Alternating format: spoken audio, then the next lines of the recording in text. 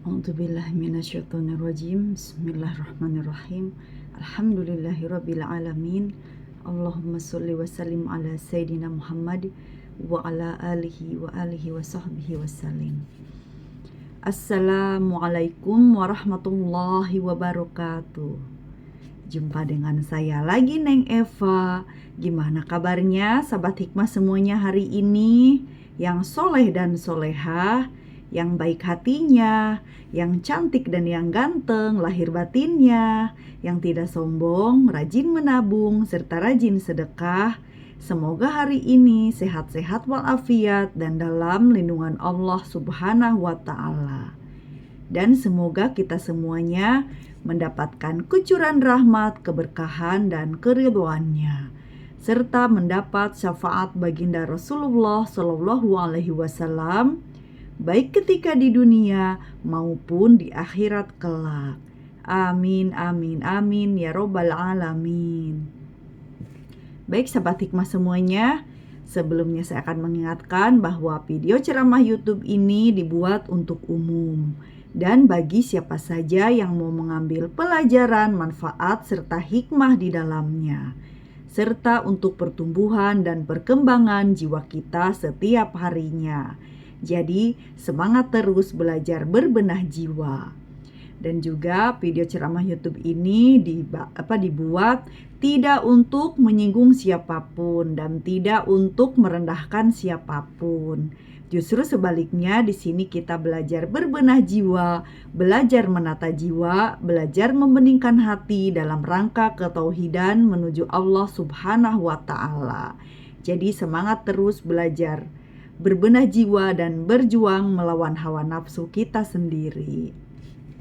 Serta video ceramah YouTube ini dikhususkan bagi para salikin dan para murodin, yaitu orang-orang yang menapaki jalan ruhani menuju Allah Subhanahu wa Ta'ala, dan orang-orang yang diridhoi Allah dan dikehendaki oleh Allah Subhanahu wa Ta'ala untuk menempuh jalan ruhani dengan jalur cepat, artinya lebih mudah sampai kepada Allah. Itulah orang murodin gitu ya, bedanya orang salikin dan murodin. Kalau orang salikin itu, para salikin orang-orang yang memiliki niat, memiliki itikad, memiliki perjuangan serta usaha yang keras untuk sampai kepada Allah. Tetapi kalau misalkan para murodin atau majdubun ini orang-orang yang Allah kehendaki, Allah tarik untuk biar cepat sampai kepada Allah gitu, tanpa harus bersusah payah. Namun secara syariat para salikinlah yang lebih baik karena punya itikad sendiri, punya niat sendiri gitu ya. Tapi sama-sama bagus, intinya istiqomah ya. Nah baik, kita lanjutkan lagi tentang Al-Hikam kajian ke-103 ya. Bismillahirrahmanirrahim. Awalu wajibin alal insani ma'rifatun ilahi biistiqoni. Dan yang pertama wajib bagi manusia adalah mengenal Tuhannya dengan yakin. Bismillahirrahmanirrahim, kajian ke-103 Al-Hikam. Ketika lisanmu digerakkan untuk meminta, berarti dia hendak memberimu. Saya ulangi, ketika lisanmu digerakkan untuk meminta, berarti dia hendak memberimu. Ibnu Athaillah Al-Iskandari. Kemudian Syekh Abdullah Asyarqawi Al-Khalwati, seorang Grand Syekh di University Al-Azhar Kairo, menambahkan penjelasan. Diam adalah sifat yang dituntut dari seorang hamba yang tak lagi membutuhkan perkara duniawi dan tidak lagi memperhatikan berbagai kebutuhannya. Namun, Allah bisa saja melepas tuntutan diam itu darimu, misalnya dengan memberimu kemiskinan dan kebutuhan sehingga kau pun terdorong untuk berdoa kepadanya. Maka pada saat itulah lisanmu digerakkan untuk meminta kepadanya dengan lisan keterdesakan. Ini berarti juga bahwa keinginanmu akan terwujud, sebab janji Allah untuk mengabulkan doa seseorang yang terdesak kebutuhan pasti akan ditepatinya. Allah tidak pernah melanggar janjinya. Rasulullah Shallallahu Alaihi Wasallam bersabda, siapa yang diberi kesempatan berdoa, maka pengabulannya tidak akan terhalang. Pengabulan doa itu bisa berupa sesuatu yang dimintanya, bisa pula selainnya, bisa langsung atau tidak langsung. Seseorang berkata, pengabulan ini terjadi bila doa itu bersumber dari ikhtiar dan niat baik. Adapun jika mengalir saja dari lisan tanpa disertai niat dan tujuan, pengabulannya yang berupa sesuatu yang diminta mungkin agak sedikit telat.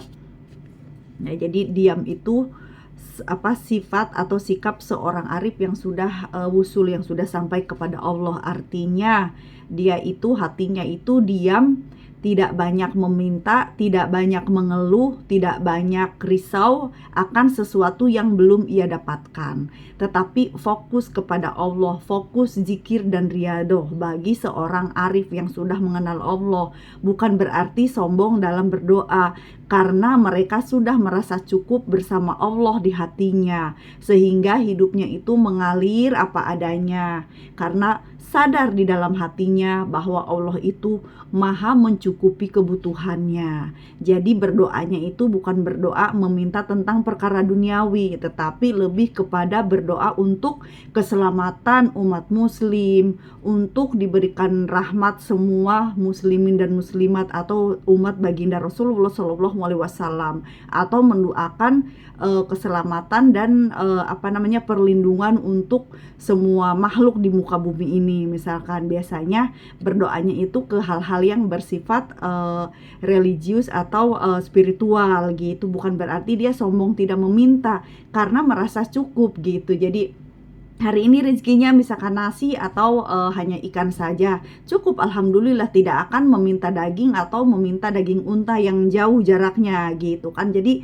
orangnya tuh realistis ya.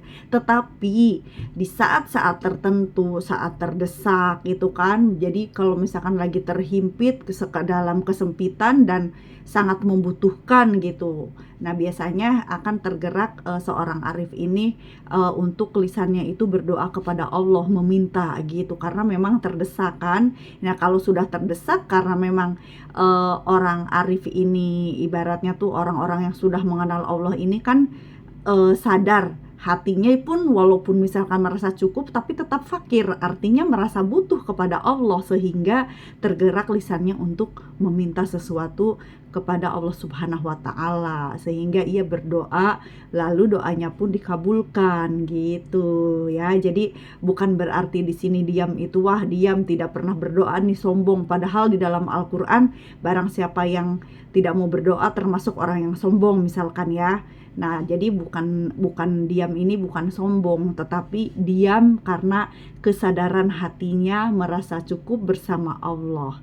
Kalaupun ia harus meminta kepada Allah karena keadaannya yang mendesak, memang harus berdoa dan butuh pengabulan dari Allah, mereka itu sadar juga memang dirinya itu, hatinya itu fakir. Fakir artinya butuh, hanya butuh kepada Allah. Maka berdoanya pun kepada Allah, tidak meminta kepada makhluk, tidak menggantungkan harapan kepada makhluk. Begitu maksudnya ya. Tetapi kalau diberi ya terima aja, karena rezeki itu memang dari Allah Subhanahu wa Ta'ala, bukan dari manusia. Manusia hanya wasilah saja gitu ya. Jadi tergantung makomnya, tergantung tingkatan ya, makom tuh tingkatan ya, tergantung, karena ilmu itu juga tingkat-tingkatan gitu. Jadi ada yang makomnya berdoa terus ya, misalkan gak henti-henti walaupun belum dikabulkan, terus berdoa. Nah biasanya ini orang-orang awam memang dituntut harus seperti itu gitu, karena doa juga ibadah, doa juga merupakan zikrullah. Nah, tetapi kalau misalkan tingkat lagi yang lebih dalam lagi seperti orang-orang arif ini, mereka itu bukan berarti tidak berdoa sama sekali, tidak, tetapi diam dalam berdoa untuk urusan duniawi gitu, seperti kekayaan ataupun apa. Kadang kalau merasa cukup hatinya, ya itulah kekayaan yang sebenarnya, karena kaya pun belum tentu hatinya kaya gitu. Tetapi bukan diam di sini, bukan berdiam diri tidak ngapa-ngapain ya, hatinya yang diam karena sadar merasa cukup bersama Allah. Kalaupun dia merasa terdesak dan terdorong lisannya untuk berdoa kepada Allah, karena mereka ini pun sadar hatinya hanya fakir kepada Allah Subhanahu wa Ta'ala gitu. Jadi diamnya ibadah, doanya pun ibadah, sehingga Allah pun akan mencukupi keperluannya pada saat terdesak maupun pada saat lapang maupun sempit. Karena kekayaan hati itulah yang paling penting. Artinya kita merasa dicukupi oleh Allah Subhanahu wa Ta'ala, sehingga hatinya selalu merasakan ketenangan gitu dan penuh penerimaan diri gitu. Ibaratnya rezekinya hari ini makan tahu, ya terima makan tahu. Besok makan tempe, ya terima makan tempe. Besok hanya nasi sama garam, ya diterima, karena merasa cukup dan melihat Allah lah yang memberikannya. Jadi tidak ada sesuatu yang membahagiakan kecuali kita memandang sesuatu itu dari Allah Subhanahu wa Ta'ala. Walaupun makan berbagai macam daging, tapi kalau misalkan hatinya kufur nikmat, apakah menjadi nikmat makanan yang terenak itu? Belum tentu, tanpa disertai rasa kecukupan bersama Allah di dalam hatinya. Berapa banyak orang yang bergelimang harta tetapi tetap mengeluh dan kufur nikmat, dan juga berapa banyak orang yang merasa cukup qanaah tapi selalu bersyukur kepada Allah karena memiliki kesadaran jiwa, kesadaran hati di dalam hatinya. Allah Maha mencukupi. Walaupun misalkan makanan itu tidak banyak, tetapi kan keberkahannya. Terus walaupun ya misalkan dalam hal uang atau segi duniawi atau apapun jenisnya gitu ya, ini makanan contoh kecil saja gitu. Namun pada kenyataannya dunia ini tempat ujian, tempat cobaan, apalagi tahun ini. Tahun ini nih tahun masa-masa spiritualitas. Banyak manusia yang mengeluh tentang keuangan, tentang hubungan percintaan, tentang rumah tangga, tentang apapun. Karena memang didominasi oleh keadaan ekonomi. Jadi keadaan ekonomi merambah ke hubungan ataupun ke urusan rumah tangga atau urusan pekerjaan atau apapun gitu ya. Tapi bersabarlah, insya Allah ujian sebentar lagi akan berakhir ya. Artinya masa-masa memasuki masa-masa spiritualitas di dalam hati kita itu sebentar lagi tuh akan mulai kendor, artinya mulai lancar lagi perekonomian insya Allah gitu ya. Terus misalkan yang tadinya punya hubungan yang kurang baik dengan orang lain, dengan pasangan, dengan siapapun, akan kembali membaik gitu ya. Jadi intinya memang tahun ini banyak sekali yang mengeluh gitu, karena ya banyak lah yang mengeluh memang banyak sekali ya. Tahun ini berasa banget gitu, seperti kembali lagi kepada zaman masa Covid-19 ya. Kalau masa Covid itu kan sudah jelas ada virus, sehingga langkah gerak kita itu terbatas ya kan. Nah tetapi kalau di tahun ini ibaratnya wabah pun ya biasa-biasa saja gitu, tapi ujiannya itu mirip-mirip di masa-masa seperti itu, karena memang ibaratnya tuh kalau dibilang itu ada kemunduran energi gitu, sehingga kita itu seperti kembali ke titik dimana kita diuji seperti pada tahun 2020 hijinya gitu. Jadi bersabarlah, insya Allah nanti akan mulai pulih, karena memang Allah ingin kita itu terhubung ke dalam jiwa kita sendiri, agar kita itu mau membenahi jiwa kita. Karena memang di tahun-tahun ini dan tahun ke depan itu musim atau zamannya itu zaman spiritualitas gitu. Ya intinya ya memang begitu, karena memang perkembangan zaman apa saja bisa diekspos, apa saja bisa menjadi rahasia umum, apa saja bisa dipamerkan di dunia media sosial, sehingga ibaratnya tuh positif dan negatif itu selalu berbanding sama. Ketika orang mampu memamerkan segala kebaikan dan keburukan di dalam media sosial ataupun di dalam dunia nyata gitu ya, karena nyata dan maya itu kan ibaratnya terhubung bareng gitu kan. Nah, maka Allah pun memberikan keadilan kepada kita sehingga kita itu dibersihkan jiwanya dan masuk ke masa spiritualitas, sehingga kita itu mengerti artinya ibadah batin. Mengerti artinya ibadah batin atau tazkiyatun nufus atau tahali, sehingga di zaman sekarang ke depan itu makin banyak orang yang belajar ilmu tasawuf gitu, karena keseimbangan energi duniawi dengan spiritual itu akan berbanding sama gitu. Contohnya begini ya, kalau bagi yang belum mengerti gitu, zaman dulu tidak ada namanya media sosial yang seperti sekarang apapun bisa diberitakan, apapun bisa diekspos ya kan. Kebaikan dan keburukan masing-masing tidak ada yang tahu misalkan gitu, hanya yang tertentu saja. Tetapi sekarang apapun bisa diekspos, sehingga kalau kita tidak mengerti tentang ibadah batin, tidak mengerti tentang ilmu tasawuf, tidak mengerti gitu kan artinya misalkan penyakit batin itu ada namanya ria. Nah, kalau tidak mengerti ilmunya, bisa jadi ibadah kita pun tidak ada nilainya karena selalu dipamerkan, selalu apapun diekspos. Tetapi kalau kita belajar ilmu tasawuf, kita mempelajari Al-Quran, makna lahiriah dan makna batiniahnya, sehingga kita tahu, oh iya, jadi yang seperti ini nih ria nih.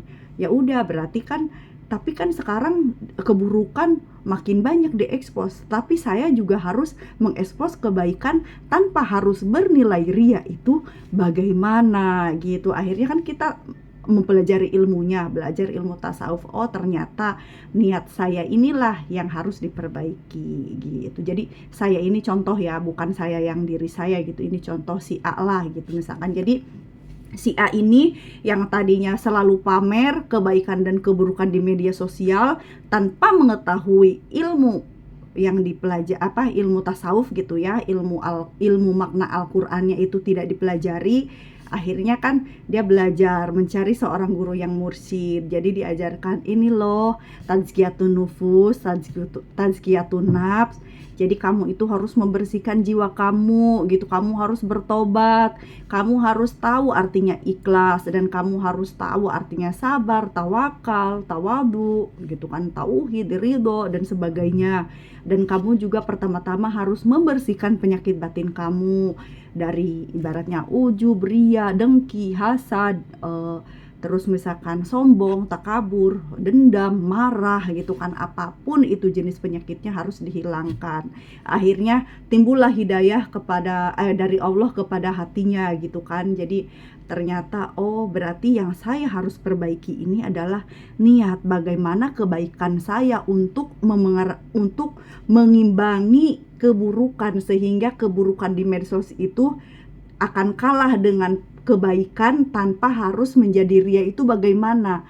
Oh, ternyata yang harus diperbaiki adalah niat di dalam hati saya. Jadi niatkan segala sesuatu karena Allah Subhanahu wa Ta'ala tanpa berniat ria, sehingga apapun yang diposting di media sosial jenis kebaikan itu sudah tidak ria lagi, tetapi memang tujuan kita adalah Allah Subhanahu wa Ta'ala, kebaikan karena Allah gitu kan. Jadi istiqomah pun karena Allah, walaupun mungkin itu seolah-olah dinilai oleh orang lain itu ria. Karena bagaimana sekarang itu zamannya, bagaimana mungkin kita akan membiarkan segala keburukan dipamerkan, sementara misalkan kebaikan kita sembunyikan. Itu ini zamannya sudah tidak seperti itu lagi gitu.